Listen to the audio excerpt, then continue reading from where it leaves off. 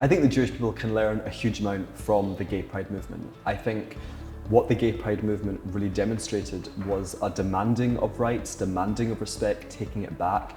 It was not asking for it. They say the gay pride movement began in America at the very least, in Stonewall in 1969, and it was a riot. So pride started out as a riot, and I think that is incredibly significant. Pride is obviously about self-esteem and self-worth, but it's an understanding that the minority group in question, so either the gay or the Jewish, that we know we should be treated better. And I think that is incredibly important, knowing that the way we are treated is wrong, knowing that we deserve better, and knowing that we are entitled to it and that we're not going to ask for it.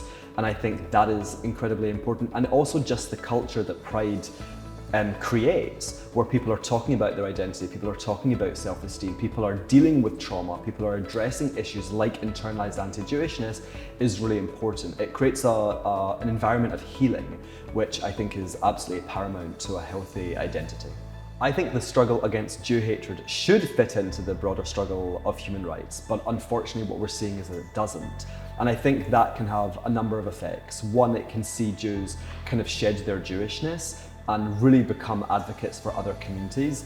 Or you can maintain those values, let's say progressive values, and still advocate for the Jewish people. And I think for me personally, it's the latter. My values are not going to be changed.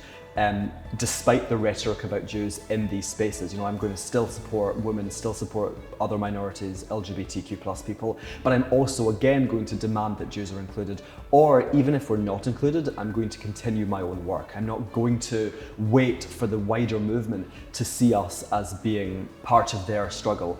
But it is, from an emotional perspective, incredibly frustrating when you see Jews excluded, because without reinforcing the concept of Jewish victimhood, the Jews are probably the most continuously persecuted minority group in the history of the world, yet we're framed as powerful, we're framed as oppressors ourselves, which is itself a modern manifestation of Jew hatred.